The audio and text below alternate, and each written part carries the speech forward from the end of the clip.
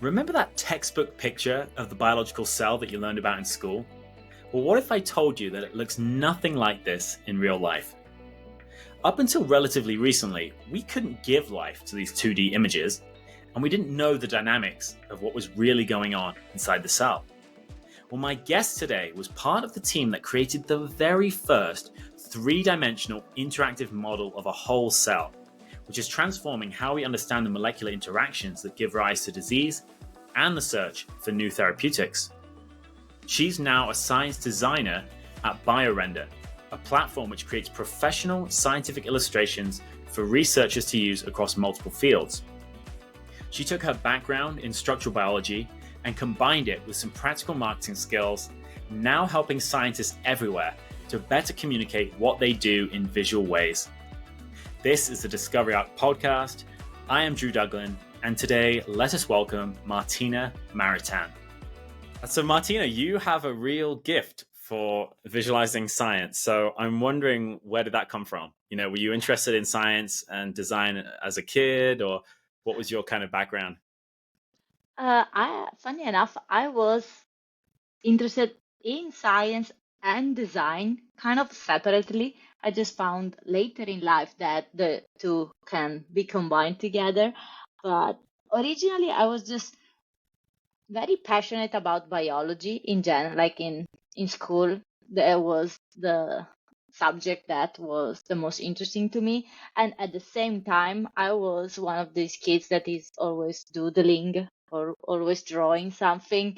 So I had these kind of two things that I like, but when it came to deciding, what what are you gonna do when you grow up? I thought science was a more like secure job, if that makes any sense. It doesn't. Like does not make sense now that I know it, but at the time it made a lot of sense. So I pursue let's say heavily scientific education. So I did all my bachelor, master in biotechnology, PhD, like the whole the whole shebang. And also I got into doing research, which was always something that has been a passion of mine, but I would always find a way to sprinkle some, creativity, some visual designs, like uh, every time I would deal with science or trying to communicate science. So I think these two things have always been with me. It took me a while to actually connect them. Did you grow up in Italy? I did, yes. Yeah. I moved in the US 6 years ago. So, when I was late 20s. So I would say I'm very Italian. Did you think in school then, back in Italy, that you wanted to be a researcher when you figured out you liked science, or was there some other sort of career path you thought you might take? I didn't know I wanted to be a scientist. I really just loved learning about science, learning about biology, and I just went into college thinking that I love this. I want to know more. I want to just study this. And during the course of my bachelor and master, I kind of figured out, okay, maybe what will I do next? And the scientist path looked the most straightforward and also interesting. Also, when you're at the beginning of your career, I would say you just need to start somewhere. What were you then sort of most interested in and then started sort of studying then when you went from kind of your undergrad and then into sort of masters and beyond? Molecular biology and cellular biology were the subtopics of science that I really liked. I also were more passionate about basic research, so not very into the application part or translational science. Those were less intriguing to me. I was really in love with learning how things work at the molecular level. this is literally like what fueled me. Yeah, kind of like the mechanics of things. That's funny because a lot Hmm. of people I speak to, and that was sort of including myself in that as well. We kind of approached it from more the clinical side, like wanting to be a medic probably, and then just going to research after that. But yours is kind of the opposite. Yeah, I guess so. Yes, I was always like drawn more to the like philosophical aspect of it rather than the practical aspects. And I guess a lot of people are kind of discouraged by just studying like the basic mechanism. They are like, oh, I don't see an application, I don't see where this research is going. But for me, it was just, I just want to find out how this works. What's the research landscape like in Italy in terms of like either as a career or just support for science in general? I would say is tough. So Italy has great schools in terms of college, university. So um, people that study in Italy are very like have a very solid background. The problem is that like getting into research and especially like staying in research, it's really hard because fundings are really scarce. There are not a lot of funding, even like in the context of the European Union. Italy does not invest a lot of in research and development. This makes it harder to like pursue like an entire career in science because the spots are just limited because there are not enough resources. So a lot of people stop after getting their PhDs.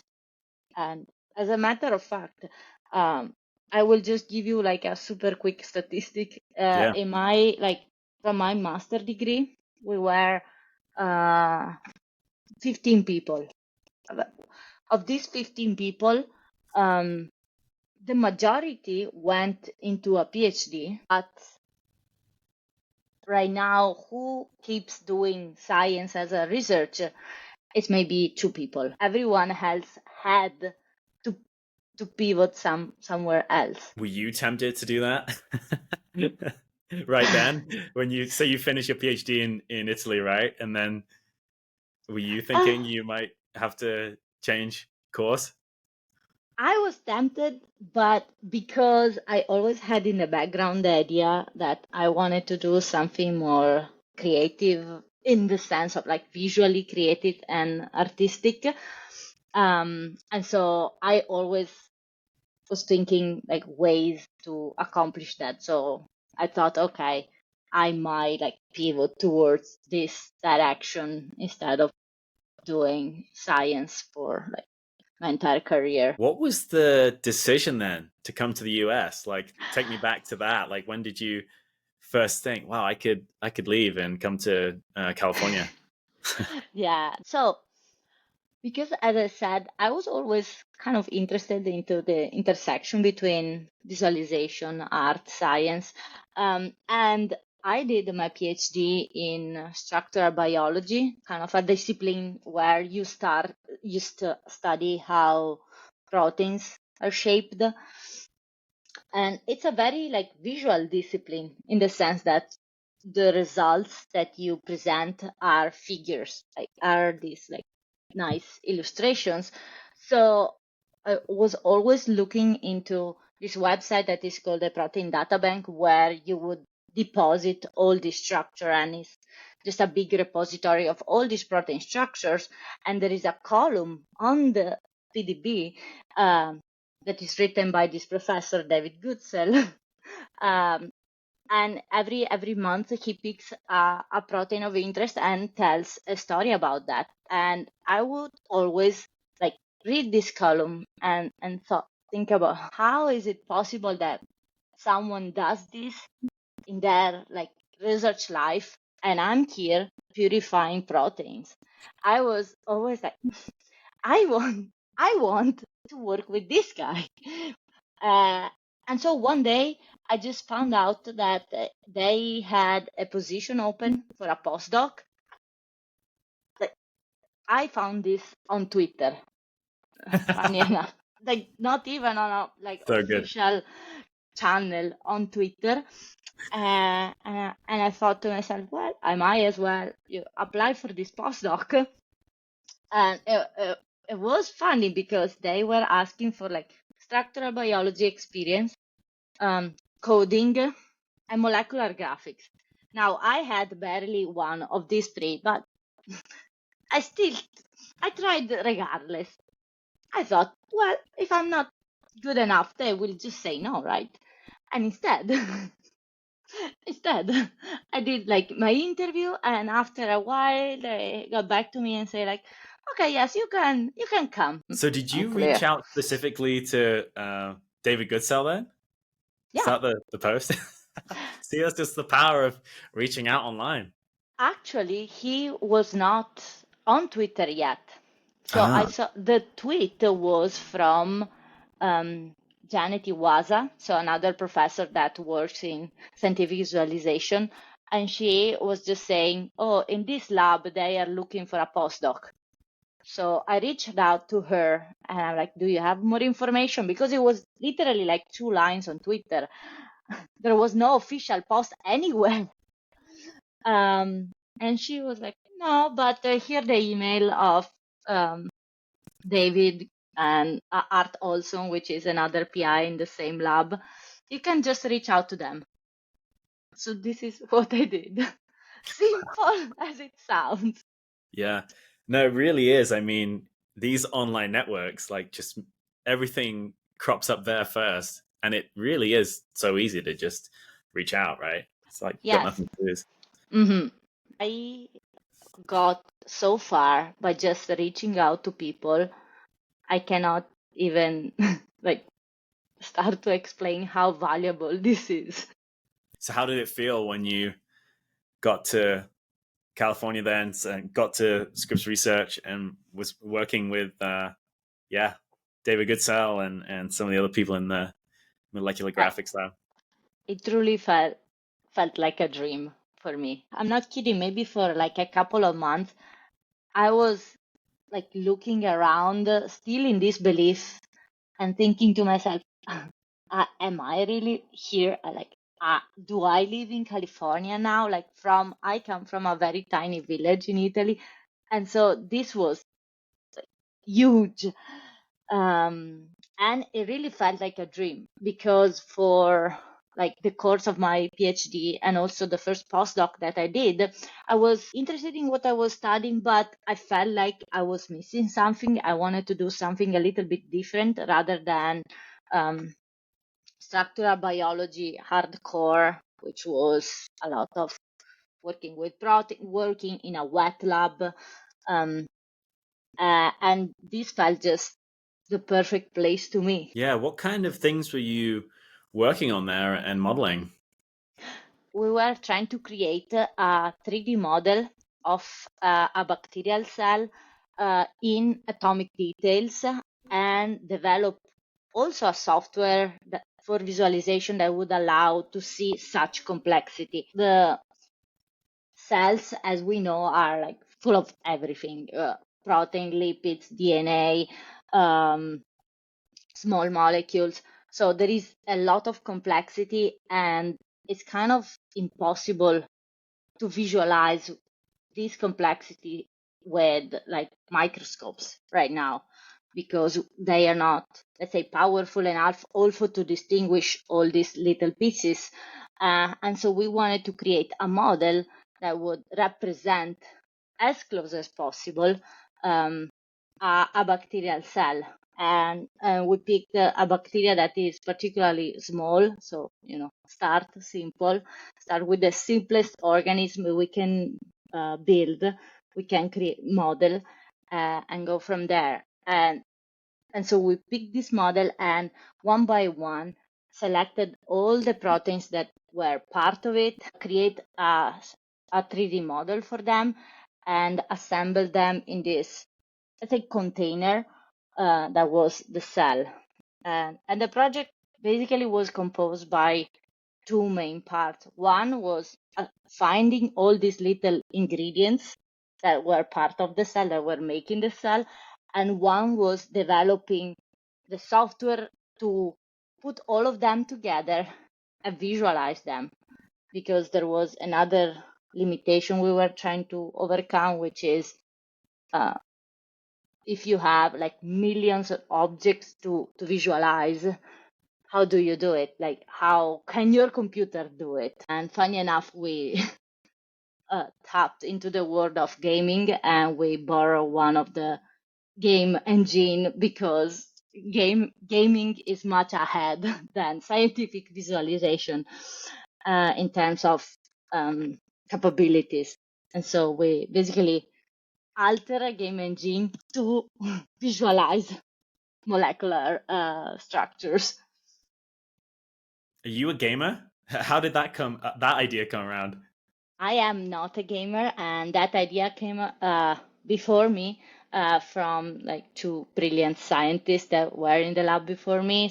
And what's amazing is like looking at that 3D model of the cell, it's just so packed. Like you have this textbook idea in your head when you're like in school that the cell Yeah, is essentially, maybe the nucleus, like the mitochondria there, maybe there's some proteins floating around, but then there's just like a lot of empty space.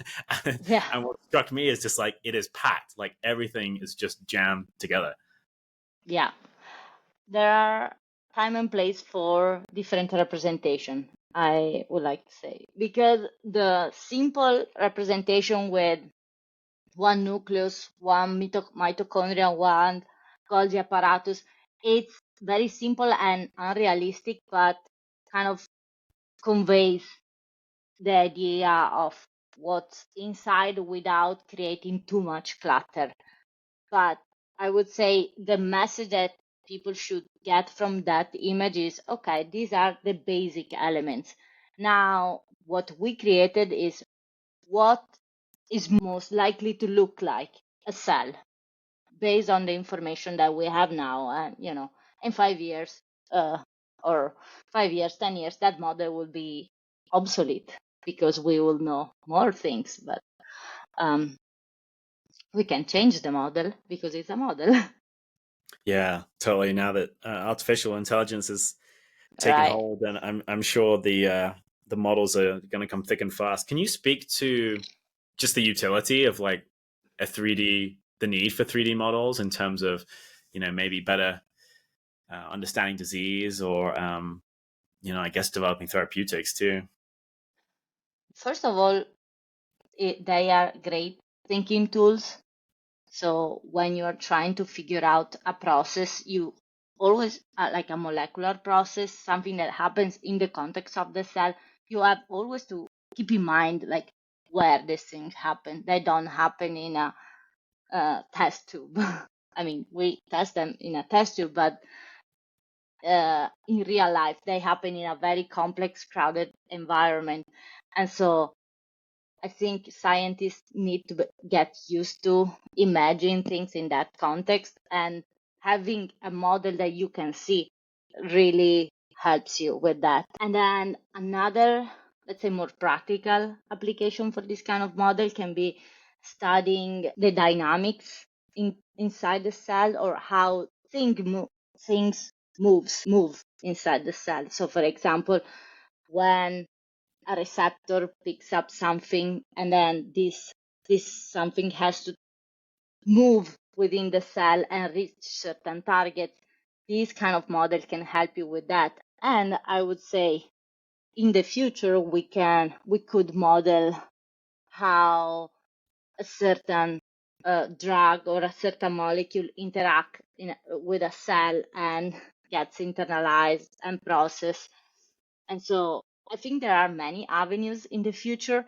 We are still waiting for like computer power to be able to handle simulations, actual simulation, because that much complexity requires just a lot of computational power. And did I see online that some of these 3D molecular environments have being used in like Apple Vision Pro goggles? Tell me about Yeah, that.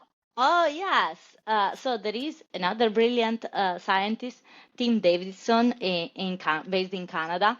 So he was one of our collaborators, and he's focused mostly on the like software development side of things. And so he took our model more from the perspective of an educational model, as you were mentioning, that to show like students how a cell can really look like. He took our model because it's the most complex 3D model that is out there, basically loaded into an app for Apple Vision Pro. So it's actually incredible. I tried it. So when you put the goggles on, you can see this giant cell in front of you, and with your hands you can go and like touch a Wow. single component, and you can get like a little label that says, oh, this is the ribosome, this is the DNA, this is the gene for that codifies for this transport protein. It's super cool. And he did this for Apple Vision Pro, and he also created an app for iPhone that is called Cell Walk, where you can do basically the same. He loaded our model into this app, and so you can just navigate the model on your computer. It's incredible. Wow, that's so Uh, cool. Yeah, great educational tool, and I guess good for exactly. sort of citizen science as well. People doing their own research. Yes. So you were a postdoc then at Scripps, and then I think, and then staff scientist, right? Molecular graphic, Hmm. right? So Correct. then, how? I'm curious. Why did you then get interested in what looks like scientific marketing, communications, and how did you make that transition? So during my postdoc, I sort of started realizing I didn't necessarily want to go down to the like scientific career. So like because after postdoc and staff scientist, you will lean to become a PI, have a lab. That's the most like natural career transition. And I didn't feel like it was a good fit for me. So I just asked myself, oh, what else excites me? What else I'm interested into? And it was, there was always that visualization. Like I like making figures straight, simple. Um, and so I asked myself, okay, how can I make a job out of this? So during my postdoc, and even during my first postdoc in Italy, I started to talk with illustrators, and specifically with scientists that turn illustrator, that changed. So just to like listen stories of people, how they did it, what. And so I started collecting information.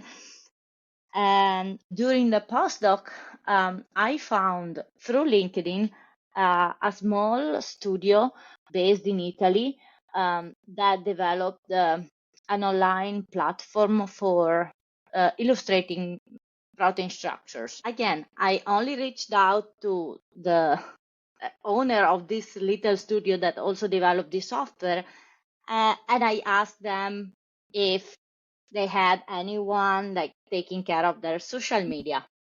And they didn't, because there was only one person doing everything. And so I just literally offered to take care of their social media presence and just disseminate this software. Uh, and this is what I did for like 3 years. And it was super rewarding because I kind of created this community around this software, and I started like knowing more people involved in scientific visualization. It's really like a chain effect. Everything that brings you something else, and because I started just curating social media, and then like giving talks, then going to conferences just to talk about this software. And this was all on a volunteer basis. I was just doing this for fun or for creating, like getting some experience, I would say. And at some point when my project at Scripps was finished and published, I was like, okay, I have now a pretty decent entry level experience in marketing and communication that I just created for myself.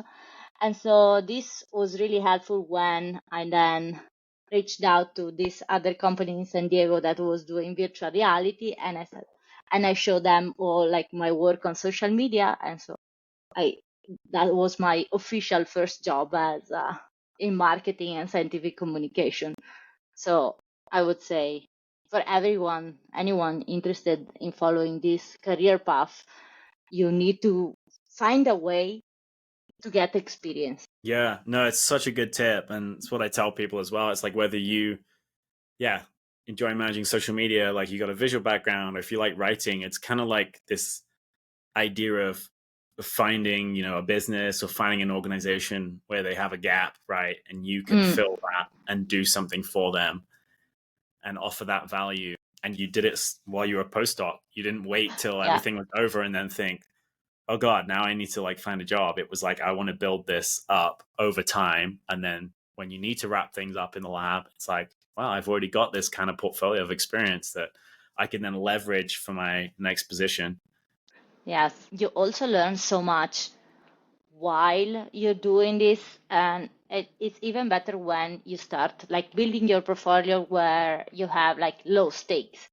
For example, for me, I was volunteering, so I didn't feel that pressure to like perform so much. It was all very experimental, so that also gives you the space to try and see like what are the things that you're actually enjoy doing, or what are the things that you are better in doing. It was just so valuable for me, just literally sending an email and say, hey, can I help you? Yeah. Yeah, that low stakes environment is a good way of putting it. And I know a lot of people might be turned off thinking, oh, well, I shouldn't do that for free. Like, I want to be paid for my time. But, at the same time, you don't really know what you're doing at the beginning. And so Exactly. if the work is good, they'll probably end up, either giving you a reference or maybe hiring you in the future. And if the work is bad, you shouldn't really be charging them for it anyway. Yeah. No, I totally agree. I totally agree. And especially if you can find something maybe flexible, I would say, something that still, it doesn't like take all your time, but you can kind of manage while you are doing another job or while you're just living life, would be better. But yeah, it's so important because when you go out there, like in the job market, and you try to actually land a job, you need to have some sort of experience. It's way easier to find opportunity if you do it for free, unfortunately, Hmm. than if you charge for it. It's a good place to start. I'm not saying that you should be doing this for like years and years. Yeah, definitely. Just to begin with, get that experience on the side while you're already Hmm.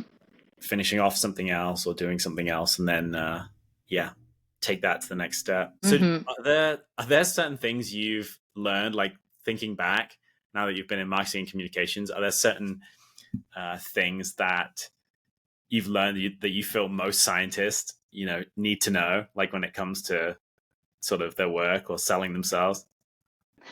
First of all, scientists, a lot of scientists, in my experience, tend to like undersell themselves and their work compared to what a marketing specialist would do. Scientists, maybe I find them a little bit more modest, so would say think bigger always.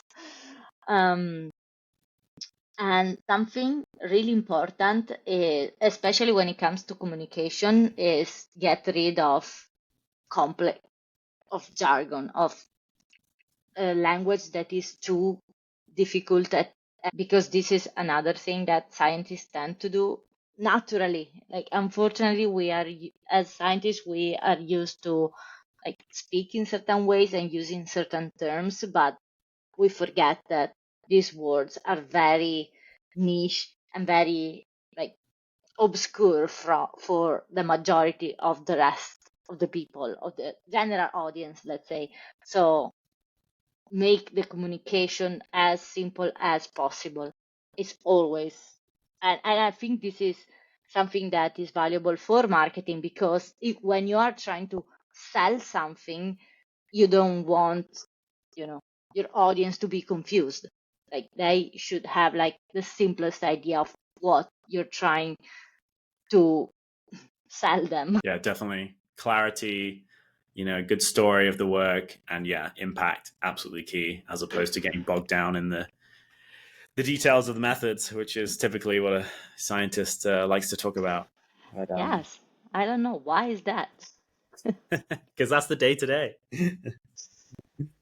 Oh, but now, I mean, you now work for BioRender, and it seems Mhm. like this job is just like absolutely cut out for you, given your background. So, can you just explain what BioRender is, and yeah, what you are typically doing now with your time? So BioRender is basically a software that can be used for scientific illustrations. I like to explain it as a Canva for scientists. So nowadays, I want to assume that most people know Canva, which is just a platform online to create graphics, more on the graphic design kind of side of things. And it makes it just very simple, very straightforward. Everyone can do it, even people that are not artistic or creative at all can create like something very like neat graphic designs. BioRender is exactly the same, but for scientific illustration. So they have a collection of templates that you can start from and just edit according to your needs, or you can just start by using their icons. They have like an immense library of icons of mostly cell biology, molecular biology, immunology, agriculture, anatomy. So it doesn't cover all science, but the biology part is pretty solid. And yes, you can just drag these icons and these shapes to create figures very easily. And what I do here is I contribute to create templates that so people can start from figures that are already at a solid starting point, and we keep up with like the literature, and we try to create templates that are really like reflect the most updated research. And like this is in the 50% of my time, and the other 50% roughly I like work with